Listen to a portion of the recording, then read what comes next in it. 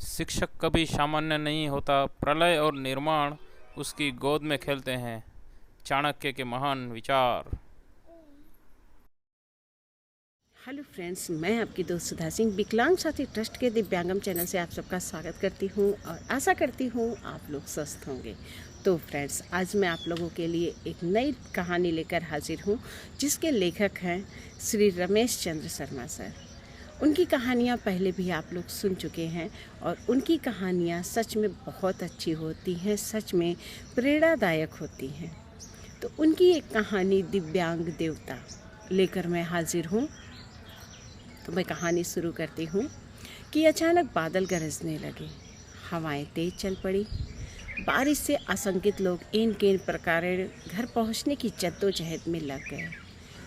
भारी बारिश शुरू हो चुकी थी। पानी की मोटी मोटी बूंदें बर्फ में तब्दील होने लगी थी। सड़क किनारे बुजुर्ग हाथ में लाठी लिए तेजी से घर का रास्ता नापने लगे थे। लगातार हॉर्न बजता जा रहा था और गाड़ियां तेज रोशनी में अंधेरे को चीरकर भागने लगी थी। बुजुर्ग को पीछे से आ रही किसी कार ने धक्का दिया, टक्कर मारा और उछालकर वो बुजुर्ग दूर सड़क के किनारे औंधे मुंह गिर पड़े। चश्मा टूट गया था, लाठी छूट गई थी, मुंह से खून बहने लगा था। भागम भाग में उलझे लोगों ने बुजुर्ग की ओर ध्यान ही नहीं दिया। वे दोनों हाथ फैलाकर मदद की भीख मांगते रहे। शहरी जीवन में किसी को किसी की मदद करने की तो फुर्सत ही नहीं है। तभी ट्राईसाइकिल पर जाते दिव्यांग सुरेश ने सड़क किनारे पड़े बुजुर्ग को तड़पते हुए देखा।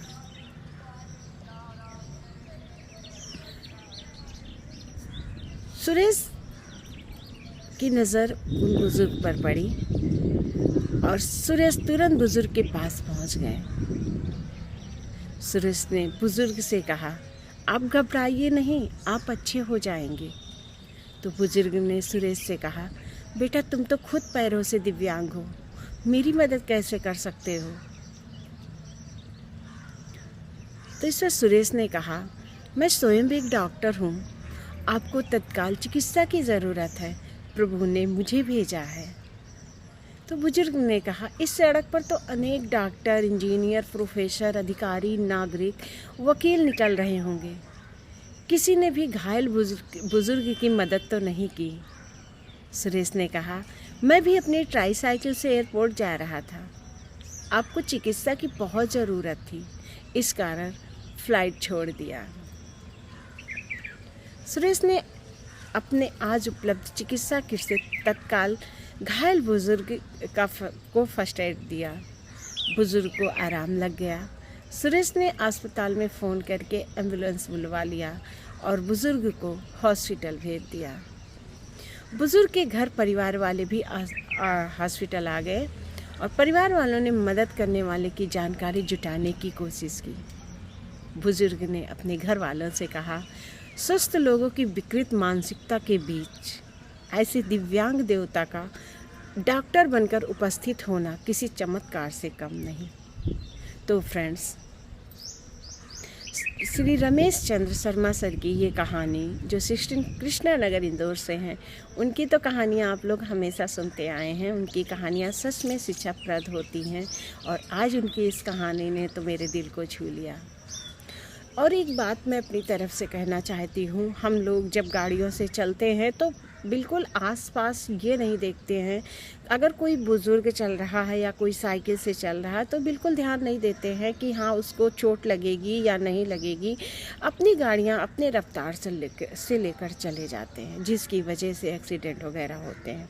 और बारिश में तो एक चीज़ मैंने अक्सर देखी है, लोग ना जहाँ पानी भरा होगा सड़क से गाड़ियाँ निकालेंगे, ये नहीं सोचेंगे इसका जो गंदा पानी है उसकी छींटें जब किसी के ऊपर जाती हैं वो इंसान कैसा फील करता होगा। वो लोग सड़क पर पैदल चल रहे हैं, आप सड़क से गाड़ी निकाल रहे हो, आप ये नहीं सोच रहे हो कि वो जो छींटें हैं जब उसके ऊपर पड़ रही तो उसे भी तो घिन आती होगी। तो प्लीज़ मैं आप लोगों से ऐसे हाथ जोड़कर प्रार्थना करती हूँ कि प्लीज़ रिक्वेस्ट कर रही हूँ कि जब भी जहाँ पर कीचड़ हो वहाँ पर गाड़ी सड़क से मत निकालिए, आराम से निकालिए। आपके आसपास जो लोग चल रहे हैं उनको बचा के निकालिए।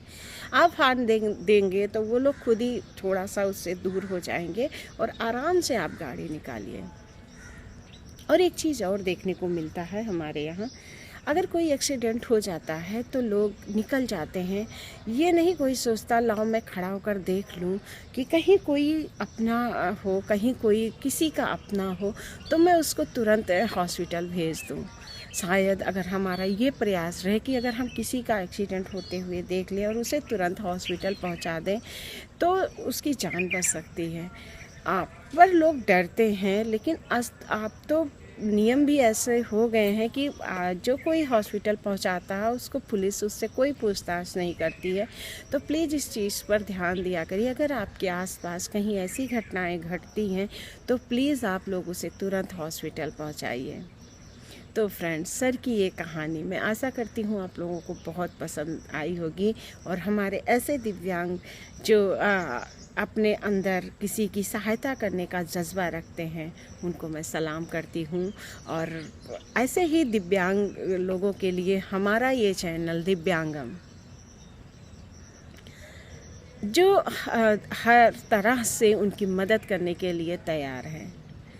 तो मेरी ये कहानी हमारे दिव्यांगम जैसी ही है, जैसे इसमें सुरेश चंद्र जी ने उन बुज़ुर्ग की सहायता की, वैसे ही हमारा दिव्यांगम अपने जो भी हमारे दिव्यांग भाई बहन हैं उनकी सहायता के लिए पूरी तरह से लगा हुआ है।